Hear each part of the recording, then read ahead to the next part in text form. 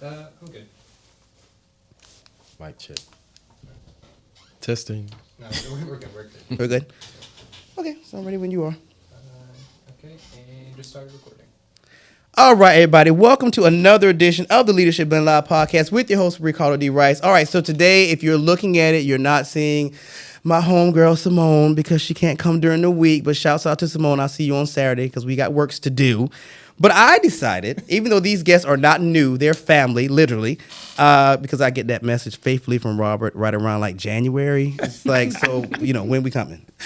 I look forward to it. It's a thing now. I love it. It's great. All right, so I decided to call in one of my friends. He's no stranger to the show. I know you know his face, but I'm going to let him introduce himself again. So take it away, sir. Well, hello, everyone. I am Jason B. Allen. I'm a veteran educator here in the state of Georgia. And I have the task and honor of working with the National Parents Union. I'm the National Organizing Director for the Eastern Region.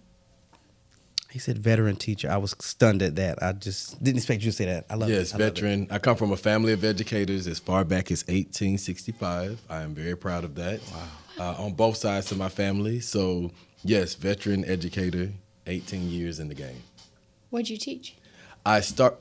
We're going to get into this in the conversation. Oh, sorry. But Sorry, I started off go as back. literacy and reading, which is on my bucket list to talk about today. And I ended, after I left school administration, I ended with special education. Wow. All right, so there you have it. And now to our guest. I don't want to call y'all guests. Y'all are not guests. Now to our friends. I'm going to let them introduce themselves. So we'll start with the president can go second. So we'll let Robert go first. Yes, I'm going to be saying that all day. The president. I'm going to be saying it all day. Dr. Gaines? Yes, Robert W. Gaines II, since we're using all of our initials today. Director of External Affairs at the Georgia Partnership for Excellence in Education. Been there 5 years. Love what I do. I manage our brand, manage our communications, and do a lot of external relationship building. So kind of covers my primary responsibilities. Anything else you want to know, Ricardo? I feel like I just... So how's that different from the communications position you was in? Is that like an extension of the communication? It's an extension, yeah. So it was comms plus a lot of the other responsibilities I have now. So down at the Capitol, trying to connect us to the right people who are making important decisions about legislation. So it's fun, man. I love it. Yeah. So you're kissing babies and shaking hands? That's what I heard. Not quite yet. Maybe one day. That's what I heard, kissing babies and shaking hands, which I do feel some kind of way. Okay, so I'm going to say this because I can. He walks in the studio and goes, "Hey, Ricardo, did you get out new headshots?" No, Robert, I did not know y'all had new headshots. I expect to have those in my inbox when we're done because I can change that real quick. So okay. I want to see this. To the president. Now, okay, disclaimer, when I met them, you were what, vice president then when I met you? She was vice president when I met them in 2018. Mm-hmm. And beautifully now she's the president. I feel so honored to have her in the studio. Well, thank you. I feel honored to be here. Dr. Dana K. Rickman, president of the Georgia Partnership. I've actually been with the partnership since 2011. Really? Yeah. I started out as the policy and research director and just kind of worked my way up. And then in 2021... Yeah, February 2021, I ascended to the presidency. So now I'm just 2 years in as president. Mm-hmm. I love it. Last week, maybe. Yeah, something somewhere like that. in late February. Yeah. Time is lost on me these days. I know. I tell you, we're in the snap of Avengers. We're just now everybody just came back from COVID, and it's just we're trying to figure out life again like it never happened. It's the craziest thing. All right, so y'all know that every year we do their top 10 issues to watch. And this year is no different. So let's get right into it. I will let you guys kick it off. So whichever one wants to go first. We go through this every time. So yeah, well, this one is a little bit different in the sense that there are 10 issues that are important to education, workforce development. One of the things that we truly believe in at the partnership, I think that makes us not different, but our sort of space in the education advocacy field is that we were actually started by the business community back in 1992. A need for the business community, at the time, it was a partnership between the Georgia Chamber of Commerce and the Georgia Economic Developers Association. They weren't thrilled with the quality of workforce, frankly, that was coming out of the public school system, but they didn't know how to engage and, partner and how to fix that. So we were created by them to be that business voice to connect education and workforce readiness. And I mean, there's a ton of reasons for a high quality education system, but our particular space in this, and our board is always chaired by a prominent business leader, is to really think about that birth to work pipeline and how are we training up and how are we skilling up our population to participate in the economy. And so we really believe that investing in education is actually an economic development tool, probably one of the most important economic development tools. And so if we want to continue to grow economically for individuals, to grow economically for families, but for regions and states, we've got to get this education policy right. And so our top 10 issues this year, last year's 2022 issue, we tried to sort of offer a common vision for excellence. And we kind of thought about, okay, policymakers and whatnot, we all need to, state leaders, we need to get it together, and we sort of put a stake in the ground around this North Star, like what's our goal, what do we need to accomplish, and looking at like the employment projections and economic growth projections, we put a stake in the ground saying we need to come together around a plan that will get 65% of our adult population having some credential of value beyond high school. Because that's where the jobs are. You can't get a family supporting job with just a high school diploma. Where our industries are going, where the jobs are going, you have to have something beyond high school. And so for individuals and families, you need that for the job. For the business community that's here, they need a workforce, right? And so we really made that call and said we have to do that. And so this issue, now that we're on the 2023, we're working on launching a framework around what do we actually need to do to get to that goal by 2023, sort of our 10-year goal, because we're really talking about changing underlying structures. Like, why do we have these barriers? Why is only 42% of our adult population have some sort of credential? Why do we have the opportunity gaps that we see amongst different? So there's structural changes that have to be made to get everybody to that point. So as a state, we can prosper, right? And so we sort of broke these. Usually the 10 issues are just 1, 2, 3, 4, still 10. We got 3 sort of main areas. And the first one is like investing in big bets. And those are really large scale initiatives, usually run from the state level, sort of this framework of just solid, good policy that supports what we want to accomplish. So big bets from the state. The second area is investing in school and community leaders. There's a lot of issues that, state policy is not really appropriate to legislate or mandate or whatever, but there's a lot of great stuff going on in communities that are addressing a lot of our systemic problems. And so how do we raise up and support these local, community-led initiatives like, parent-teacher engagement and all these other kinds of things? How do we support those things that will really get us where we want to go? And then finally, how do we spread and scale a lot of these local solutions so that, something that's working in Paulding County, we can scale to a different county, but also feed up to the state level, recognizing, what's going on, how are we spending dollars, for example? Does that affect the state QBE formula? Do we need to think about, allocating dollars differently based on some of the successes or barriers that the locals are having? And so the 10 issues are really broken into those 3, sort of the big bets of state policy, supporting local communities, and then spreading and scaling what we know is working. And so that's the frame of this issue. All right. Robert, kick it off. Where you want to start? Let's start with issue 2. So when you look at some of the work we've done, this is kind of not tangential, but our EdQuest Georgia framework, we've laid out 7 pillars or policy areas that are really critical for getting to where we need to be. And issue 2 is looking at early childhood supports. And one of the things that we've known for years is that when you start early with children, almost even the prenatal care, through those early education years, you've got to get children young. You got to ensure that they're in the right context, so that when they get to kindergarten, they're ready to go. And so what this is looking at is the state creating a plan where they're coordinating and collaborating across agencies to ensure that young children have all the support they need in those early years. So that feeds into literacy, that feeds into health. We're talking about dealing with poverty, parental education, all these different challenges that if folks at the state level can coordinate and collaborate and deal with those collectively, you have a better chance of ensuring students are ready for kindergarten. And so when you look at our call to action, we're talking about things like scheduling delivery for early learning. So there are some families that don't know when they should be preparing their kids for school. You have some families that don't have access to health and social services. And so if you can figure out how to do that at a high level and then disseminate that plan at a local level, you're much better off with your kids who are entering kindergarten. So that's a summary of issue 2. I don't know if Dana wants to add anything. Yeah, I know.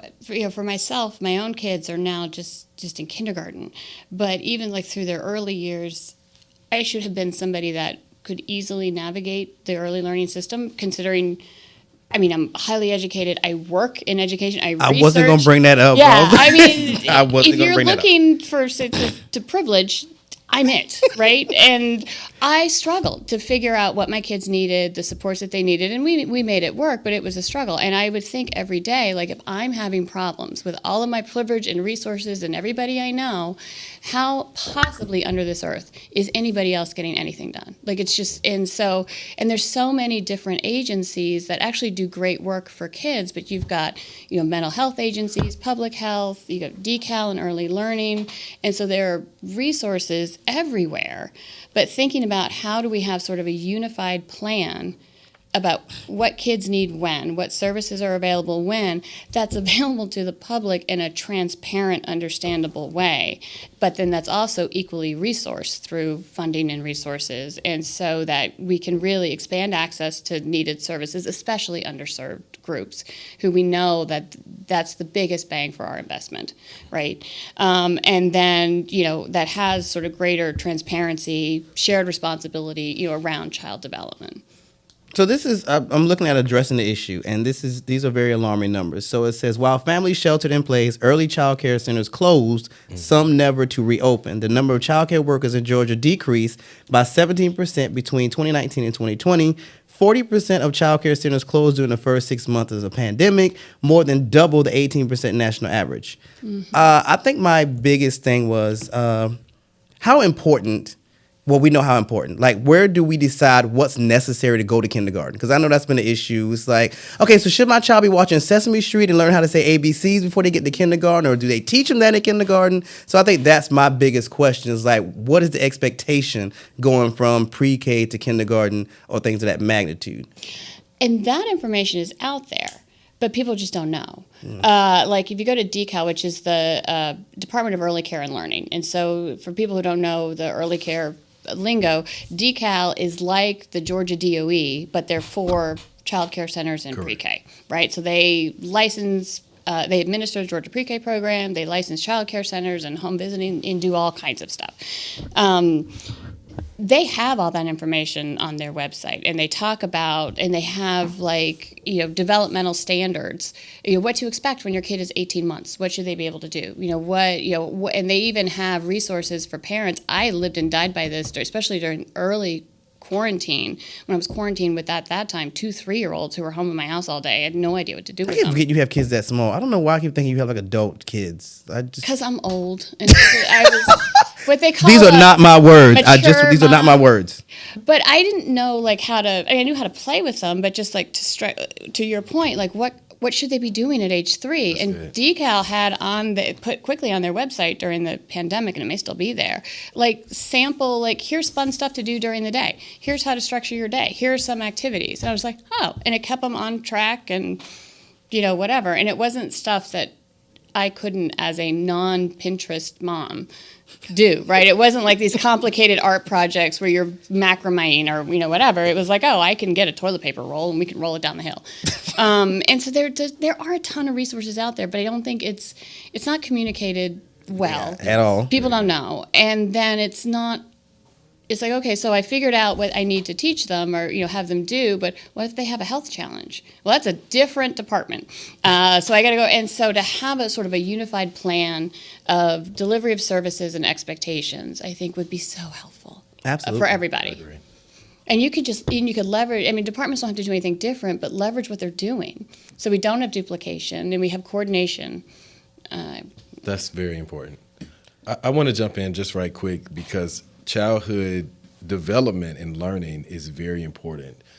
As a longtime educator, first of all, I love this presentation.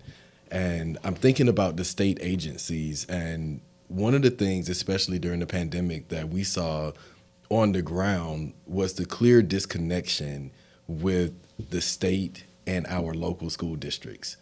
And I feel as if I could go back 10 years sitting in meetings with Ann Kramer and the Atlanta Regional Commission and listening to CEOs in Georgia talk about the millions of dollars they spend on professional development, on having to shift and change over their staff. And, you know, in the classroom, I teach my students the importance of dollars and cents.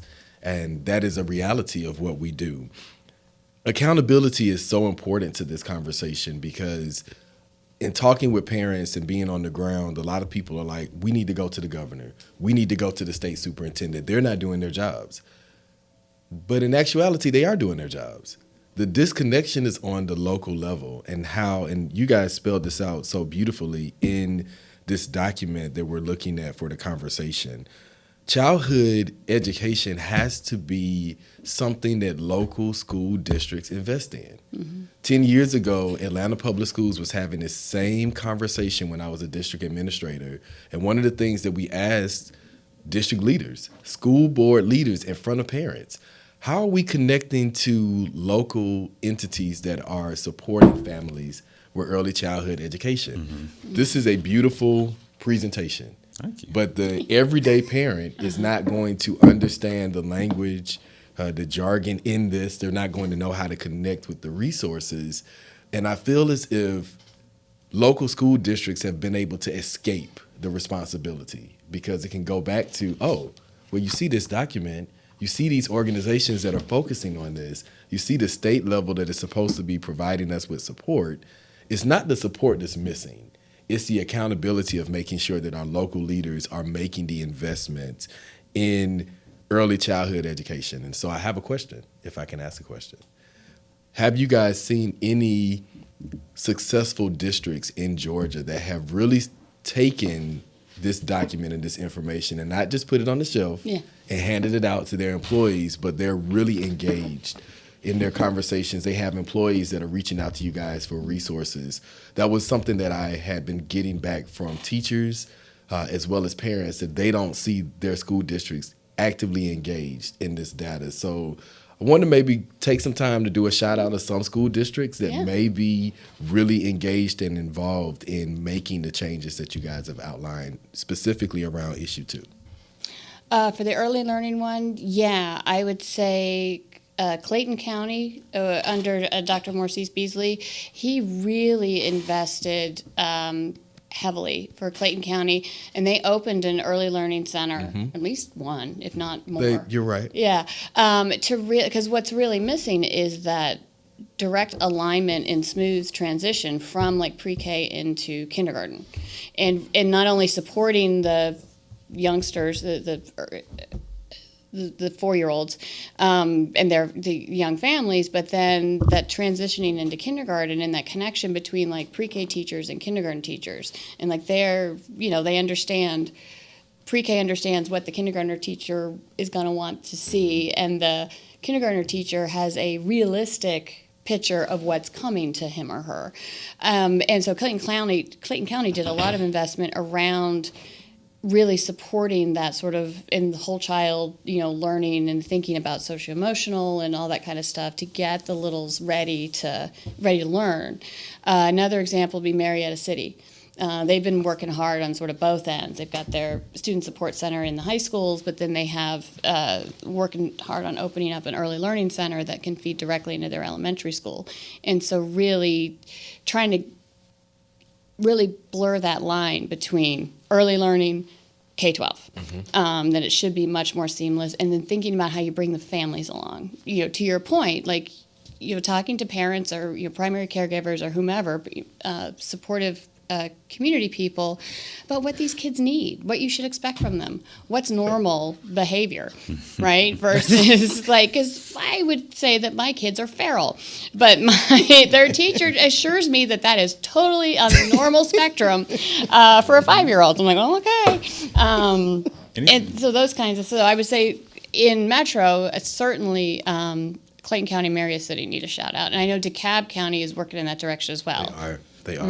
We didn't plan that either. Now, Clayton County was the last district I was in, so just making it plain that we didn't plan out that answer, but they have really excited about it when she named them yes, first. you could tell. I was like, I didn't know what that was about, but Yeah. really excited when she named them. Shout out to Clayton County, the leadership, but also my fellow teachers. Yeah. Who really acknowledged the investment in that area and took full advantage of those opportunities. So I was really excited, and to hear about Marietta. I have some awesome colleagues out there. It was interesting because, like I said, I substitute in a charter school, and what you just said, it painted this picture because the teachers have the kindergartners now, and they communicate. So when they go to first grade, it's like, listen, I had him last semester. Yep. This, and this is what you need to be on the lookout for. So I didn't think about it till you said that, but it is a beautiful thing because the kids transition so seamlessly because the teachers communicate. Yes. So it's a very good thing. Okay, so let's go to issue number, I like 3. So let's go to 3. You're the official introductory. Yeah, no, post-secondary this. readiness. So one of the things we've seen for a while now, actually, I can think back 10 years on high school feedback reports, but students are graduating high school at a high rate, maybe historically high rates in Georgia. But the students who graduate from high school and go on to post-secondary opportunities are not completing their credentials either in a reasonable amount of time, or if at all. So the question is why. And so one of the things we're trying to focus on is preparing students for that transition, again, from high school to post-secondary. And by post-secondary, we mean all the way from a certificate through the traditional 4-year college experience. And so if you can create some mechanisms in the secondary experience in high school that benchmark students along, certain standards, you can see better how what level of readiness they're going to take with them to whatever's after high school for them. And so what we're advocating for is in 8th, 10th, and 11th grades, we have milestones, readiness milestones that will indicate how far along students are relative to the standards that we would believe make them ready for college or that post-secondary credential.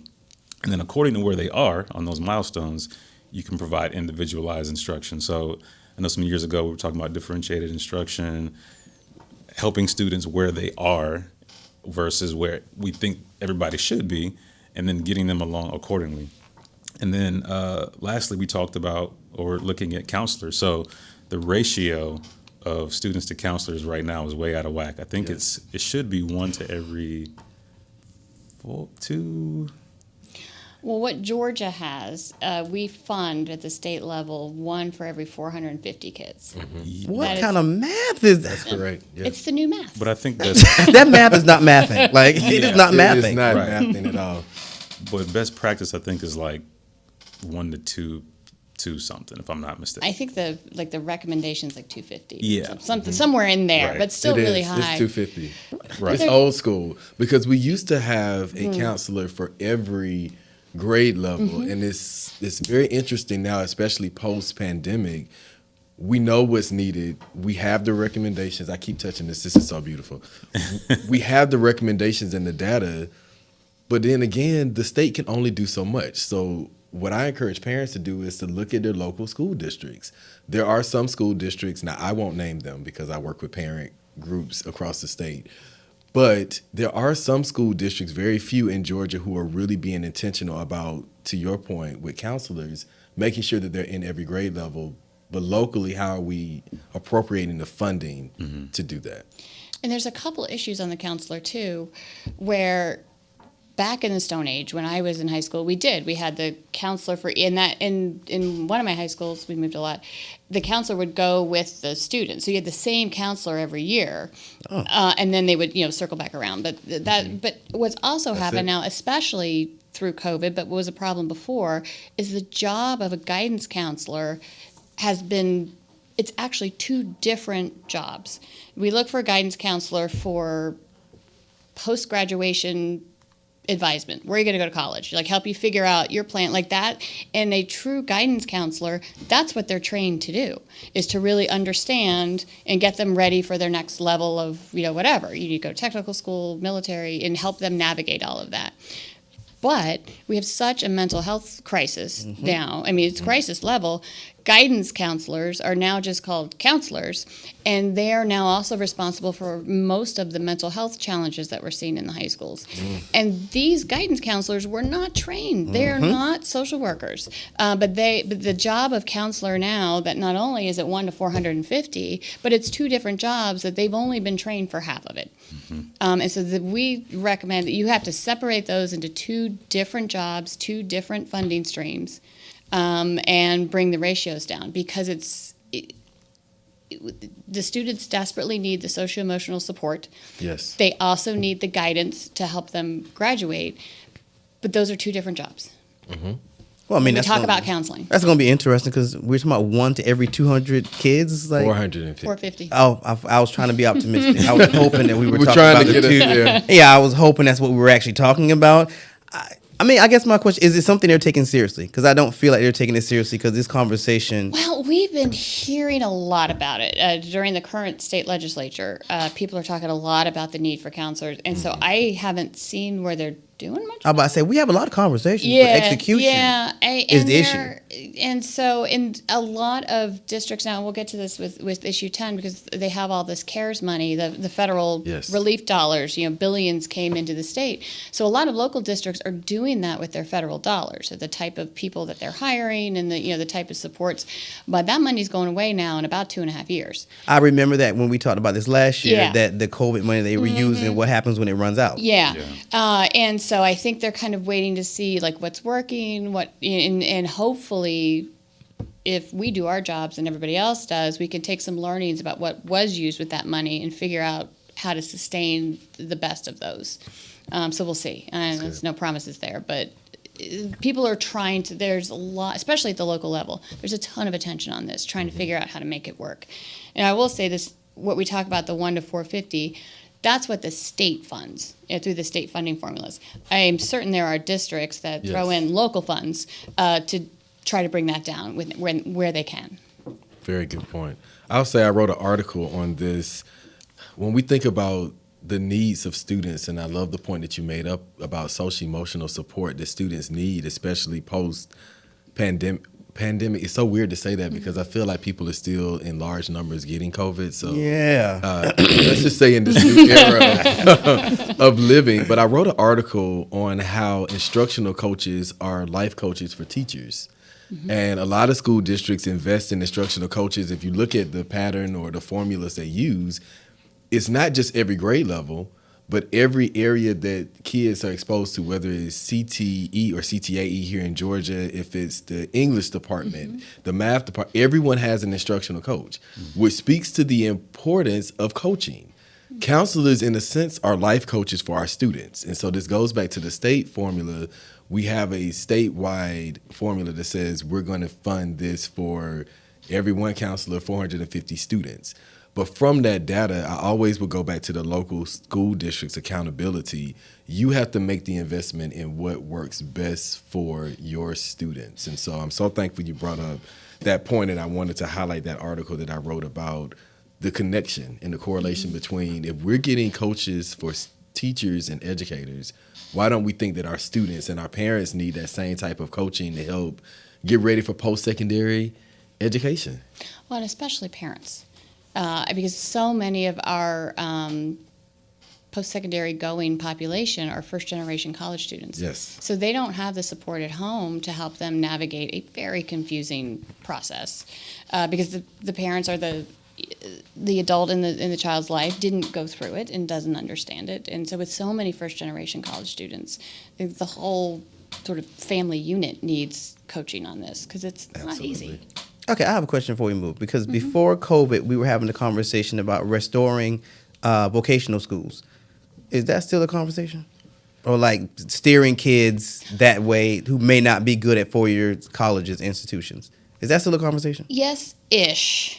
I would say they're not vocational schools, because I think that is a term that evokes vocational schools of like the 80s, where it is just sort of a pipeline. Yes, then to I'm it. old. Yes, Yes, oh, I mean, Yes, you point that out. Yes, I'm old. No. Anyway, our technical college system, TCSG, is really strong. Yes. And they are throughout the whole state. So when we talk about access, like there's one in, I think, almost every county. Though for some people, it's still a country mile to get there. But they are well connected throughout the regions, and they're really tied into local industry. And so if you're talking about either adults that have to reskill because their job has gone away due to automation, or the next generation coming up in regions of the state that have to sort of grow their own workforce, because no one's going to really voluntarily move where they don't know anybody and there's sketchy internet and whatever. Those jobs in the technical fields, these are highly skilled, rigorous, well-paying, Very well paying jobs. And so, yeah, we are talking about not everybody needs to, or frankly should, go to college and get a 4-year degree.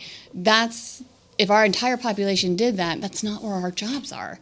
Our big growing jobs are in these highly skilled technical fields, and it's just that's where one of our former board chairs was one of the heads over at Lockheed Martin in Marietta, and she said her biggest problem was for every one engineer she's got to hire 50 machinists, and she cannot find them, right? And so I mean they were at that time. This was like 2015. She's like, we're worried we're going to lose multi-million-dollar contracts because I can't find the machinist. She's like, I got enough engineers, I'm good, because I only need one for every 50, and so it's those jobs that really pay well, and Georgia's working hard on especially on the technical college side, but also and this gets into this next issue anyway, the sort of articulation agreements with the USG system are really putting together like stackable credentials and career pathways.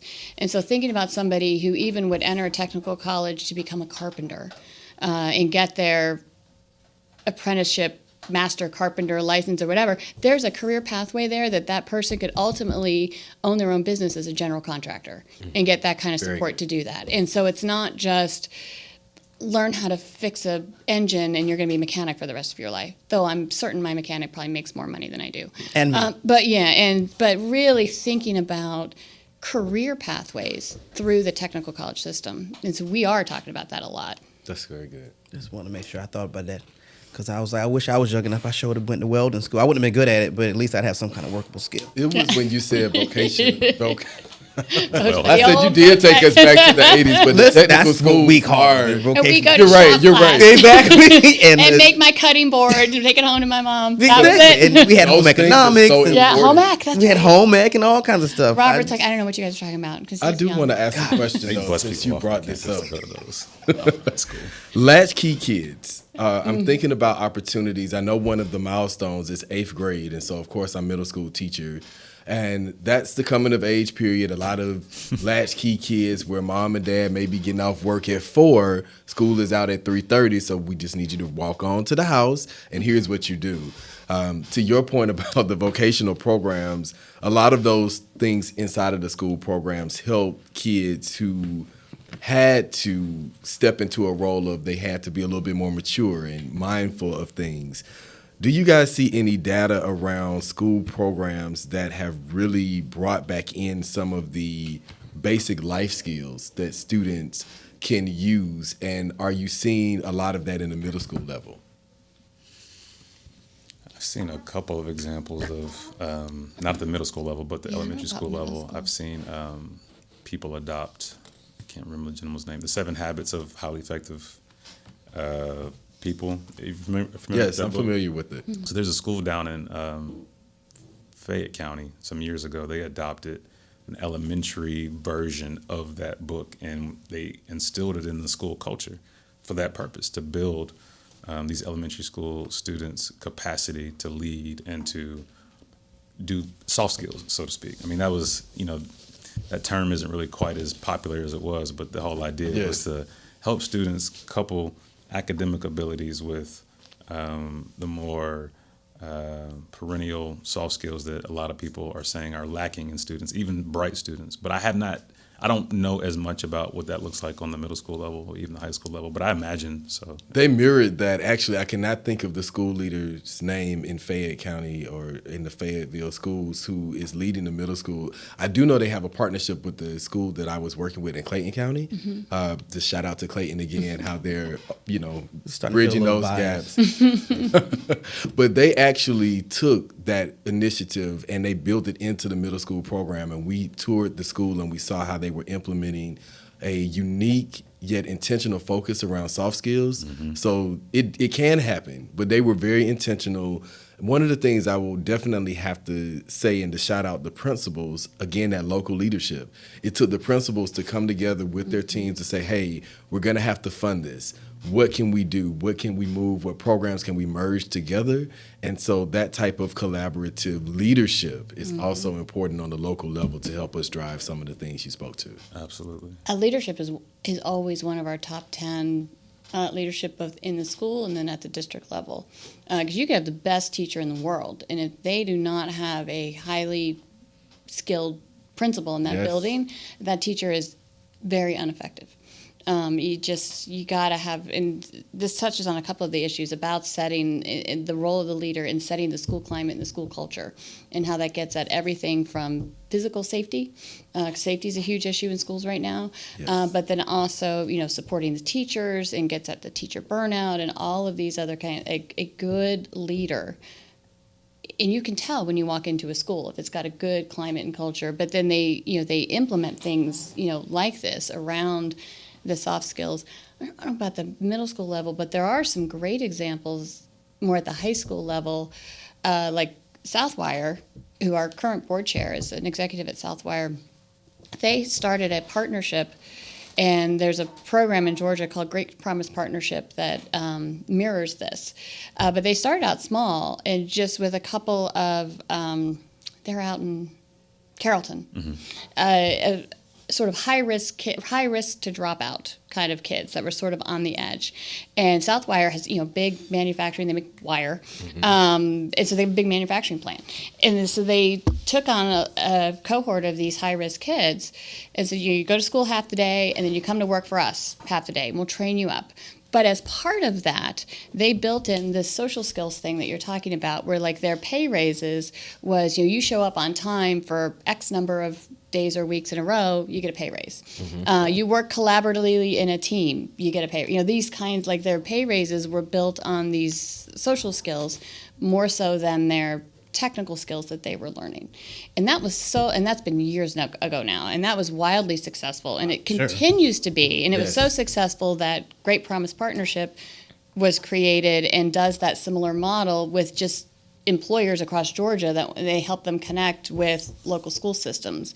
And I think there's a golf manufacturing company in Augusta who's trying to do that same model with the schools in Augusta. But those kinds of business partnerships where the kids learn a skill while they're still in school, a skill in high school, and these kids end up graduating with a job and then thinking about their future. But that was a key difference in Southwire's approach than the normal just work part-time here, is that they really embedded these sort of social skills, collaboration kind of thing into what the kids had to do to continue working there. All right, so now we have to get into the lightning round because we still got like 5 other things. Okay, I do not want to skip number 5, educator burnout. So I definitely want to know what we talking about. What does that look like? Because that's real. Yeah. So for some context, some years back, the state school superintendent administered a survey and was looking at like attrition rates, teachers leaving the profession. Fast forward, and the rate was high. A lot of teachers would not recommend that their own students go into teaching, and so it kind of gave us a glimpse into what was happening in classrooms. Fast forward to 2021, the Professional Association of Georgia Educators administered their survey, and they found that 57% of educators reported burnout is the top reason they would potentially leave the profession, followed by pay, student behavior, and then school leadership. So the working conditions, the salaries, the lack of preparation, and the lack of mobility within the profession of either becoming a teacher leader, which can look a number of different ways, or just having some growth opportunity is really putting a lot of pressure on teachers. You factor in COVID, you factor in some of the higher levels of parental engagement than we've seen in the past. And you can define that however you want. It is really, I think, having teachers rethink how long they want to be in the work. And for folks who are probably staying, they may be disengaging to some degree. So the whole idea is, okay, call to action. What can we do? Support teacher leaders. So there are opportunities. You were talking about being an instructional coach. I think that's an opportunity for teachers. Mentoring, that's an opportunity for teachers. There was a teacher down at Banneker High School some years ago who was excellent at what he did.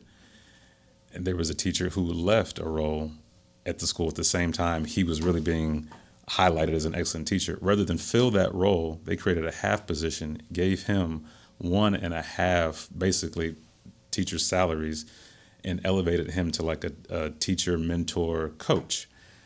They had the money to do it. It was creative. It was a local solution. And he felt fulfilled because he enjoyed being in the classroom, but he had so much knowledge and so much to offer that now he had an opportunity to share that with other teachers in the building. That's right. And the principal realized his teachers were getting better by way of one person on his staff who had developed an expertise over time. So that's one thing that we've seen. Yeah, I mean, it really gets down to treating teachers as the professionals that they are. Yes. I think, I mean, everybody always talks about teacher pay, which clearly is part of it. But really, no, teachers are just like everybody else. Like, you want to learn and grow in your profession. I mean, like when we first met, we were just talking about now you're running your own TV station. Like, everybody is learning and growing in their profession and doing different things. And there are a lot of teachers, they want to stay in the classroom because that's where they want to be. But historically, a growth pathway for a teacher has been gone into administration. You have to leave the classroom. And so there's a lot of opportunities if you have the right building leader to Yes. figure out how to engage teachers in the whole learning process of the students. Don't just tell them, here's what you're teaching, good luck, and we're going to evaluate it on it. Like, teachers know what their students need, and especially coming out of COVID. Very good. No one's asking them, what do your students need? We're telling them, catch them up. Kind of. And so to be appreciated for the knowledge that they have, the opportunity to grow and do different things while still being in the classroom or still, directly affecting students, all of these things, just treat them like the professionals they are. Very good. And a lot of that burnout you can take a lot if you feel like you're making a difference and you're appreciated. Teachers have been taking a lot, and I don't think it's clear to them generally that they are appreciated and are making a difference on a global level. So This is such a hot topic, though. Yeah. Teacher burnout. I mean, of course, having just recently been in the classroom and still have colleagues that I'm mentoring and leading, burnout is definitely very real. Teacher pay and equity is important. I'm very realistic with my students. And so the first step in even addressing this is research. We did our research. One of the things that my students discovered in their research, which should be known to most people, but education is still classified as a pink-collar job.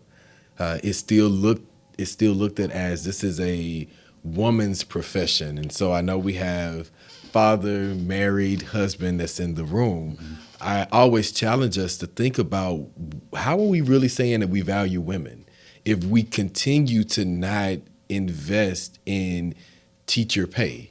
And I'm a man, and I'm also a male teacher. And so I see that clearly in how our educational system is set up. That is beyond just state control. That's an American culture, how we view women in leadership, how we view education. And we have to really take a hard step back and say, hey, you know what?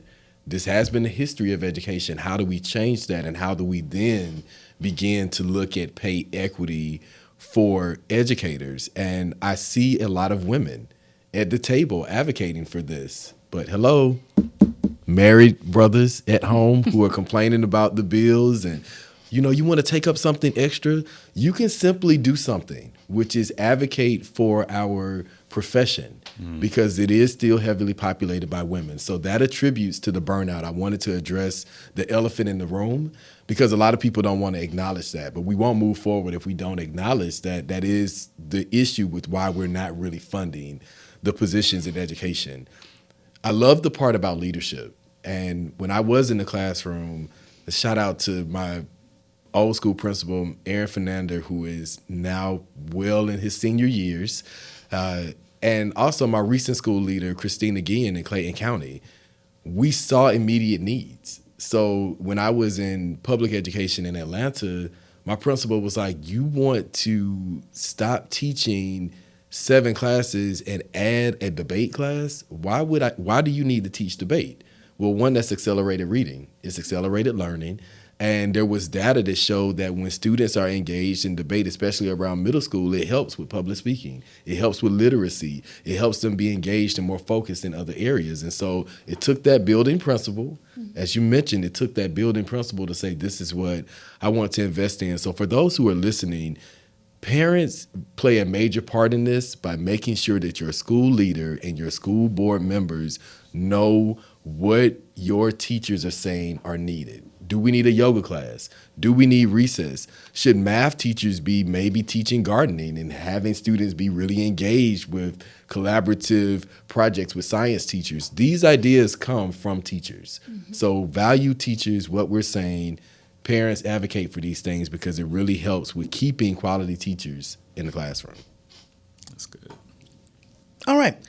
That's 6. perfect. I told you Just he's my flying through education this. guy. He's my education guy. Okay, so number 6. School safety. Yes, I was thrown when the school that I substituted at, we had a school shooting simulation. And, it's not real until you do it. And it's just like the kids had to go from one side of the classroom to the other side of the classroom. The kid close to the window had to close the window. Everybody had to huddle up. And, the kids don't know any better, so they're laughing and joking. I'm like, and I had to really be like, no, this could literally happen to us. Like, you got to take this seriously. And this was second graders. And I'm just like, the thought of having to simulate a active shooter on campus just blew my mind away. Solutions, conversations. What are we doing with number 6? So we approached it more broadly than school shooting. You'll notice in the issue, we talk about the fact that school shootings are happening. But on a day-to-day kind of reality for students, school safety has a lot to do with bullying, fighting, disruptive behaviors.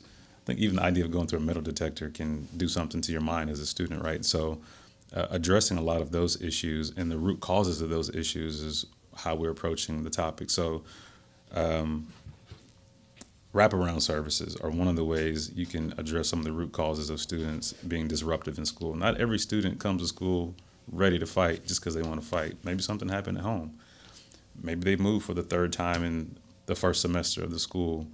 Maybe there's food insecurity. So providing those resources around students to ensure they have what they need can address a lot of, I think, the challenges students bring to school and then are expressed by way of the bullying, the fighting, and the disruptive behaviors. I remember being in high school, and you would have some guys who they couldn't read, but they weren't going to tell you they couldn't read. They would just act up so that they wouldn't have to be in the class and get called on.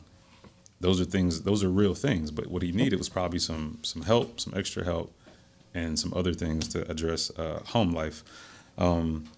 School culture, we also understand that, like, back to the leadership piece and the community engagement piece, how do you ensure that what's happening at the school is healthy, it's addressing the needs of the students who are from the community, and that when kids come to school, they feel like they belong, they're loved, they're nurtured and taken care of.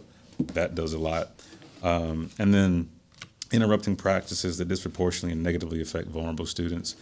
You all, I'm sure you're familiar with school discipline data. Yes. And how oftentimes in our best efforts to address real issues, we manage certain students because we think. That was nice wording, Ro. That was very nice wording. He is a really professional was. I mean, listen. Yes. In that moment, I really was like, yes, they have the right man for this job. Like, you can inadvertently, or because of your own biases, you can focus a lot of attention and resources on certain students that is unfair, right? So I think school safety is a broad issue. School shootings are real. Statistically, they're not as common as some of the things we've been talking about. Like, I remember being in high school, there were fights all the time. literally, it was a thing. Yeah, so that's kind of how we approach that issue. Okay, I don't want to spend a lot of time on that one. That's a big one. I just want to say this. Fine. 5 seconds. I would definitely just 5 say. seconds? Yeah, well, okay, let me say 1 minute. I can get it in 1 minute. The wraparound services piece is so important. A lot of local districts can definitely grow in investing in that. And here's how we can start. I've talked with a lot of parents and students, especially in my student group, Students for Equity, in their research. In particular, Atlanta and Gwinnett spend over $2.8 million in their police, that they've referenced this, so their police departments. Mm-hmm. Here are recommendations from students.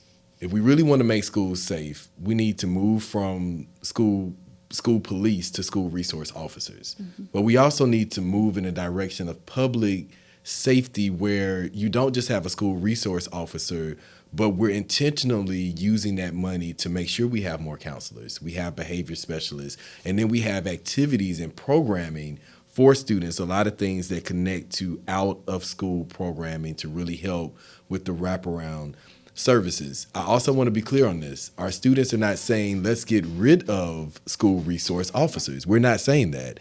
We're saying that if we really took at least half of that $2.8 million Atlanta and Gwinnett leaders, and we put them into maybe, I wanted to say vocational programs, but we put them into I mean, it resonates with me. I don't know about that. Or It resonates with me. vocational skill building, but we put them into out of classroom programming for students and the family wraparound support.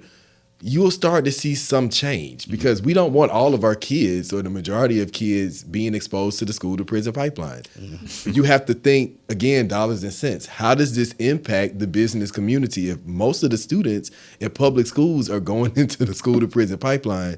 Now, baby, somebody has to work. Yeah. Who is running these businesses? We want to go out to eat. We want to go to the movies. If most of our students are going into the school to prison pipeline, what are we doing for the business front? And so I wanted to make that clear that these are recommendations that are coming from, I don't want to just say middle school and high school because Sanaya is in 5th grade and she'll have a fit if I don't include elementary, but our students here in Georgia have said, well, what if we considered doing this? So that was a big part to the school safety piece. I didn't want to overlook it.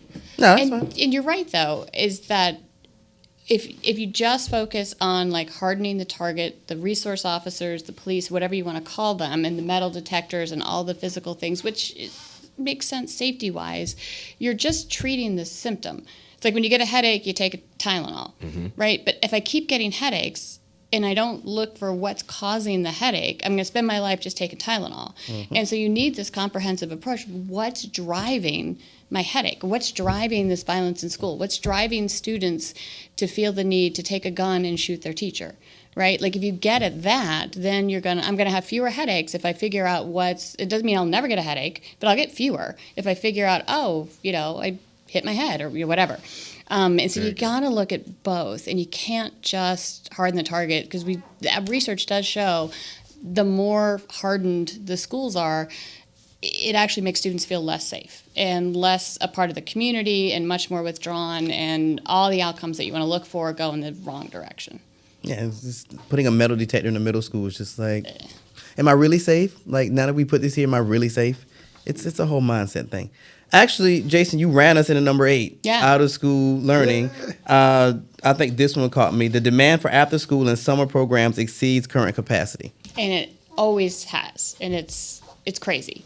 And the out of school learning time, and so we're talking about after school during the school year, but then also summer school. And historically, Georgia doesn't fund anything in that. If there are communities that we do have the 21st Century Grant that school districts can offer for out of school in summer, but that's federal money coming through. So the state of Georgia doesn't fund itself any after school or summer programs. No, everything else is going to be either a federal pass through or mostly it's parent tuition, with the local Y or local funds, whatever, but it's not funded by the state. And so what's happened though, the good news is there's something called a Boost Grant, which is the part of the federal ARPA CARES, the billions of dollars that came to Georgia after COVID, Boost Grant initiative that is specifically setting up and supporting out of school and summer programs. And they're really, and it's being administered, it comes through the Department of Education, but GSAN, the Georgia Statewide After School Network, is actually administering and monitoring the grant. And they're putting a ton of resources into sort of building up this infrastructure across the state and really looking at quality of programs too, of how to run a high quality after school or summer program and propping these things up and getting them going. And they're really targeting especially like rural areas or areas of high poverty where you just don't naturally have summer or after school opportunities. And then working with the communities to figure out how to align with what the community needs.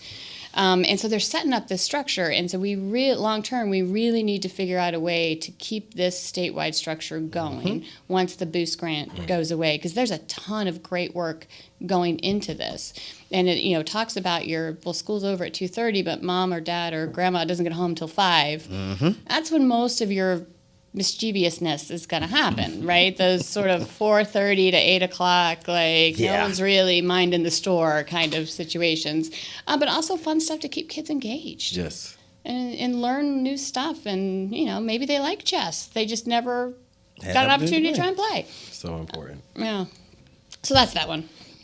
This was my number 2 issue, the out-of-school learning. And Georgia can grow so much in this area. Now, I ran for school board in Atlanta about 2 years ago, and this was one of my areas. I actually started in education.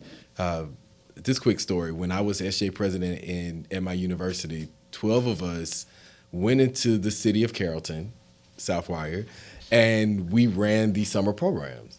Now, we had gotten scholarships to go to law school. We were not planning on going into education. However, 7 of us at the end of that summer program went into education.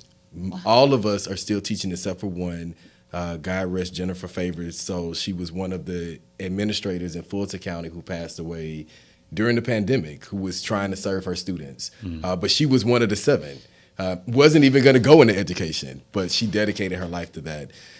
The program was so impactful for us because we saw how the students were like, we had never learned these things. We never were exposed to some of the things in schools. Their parents started getting engaged and were like, oh, we need better safety initiatives. In fact, it helped start the Safe Routes to School initiative in Carrollton because those parents were like, we never really thought about the kids having a better route to walking to school where it's safer.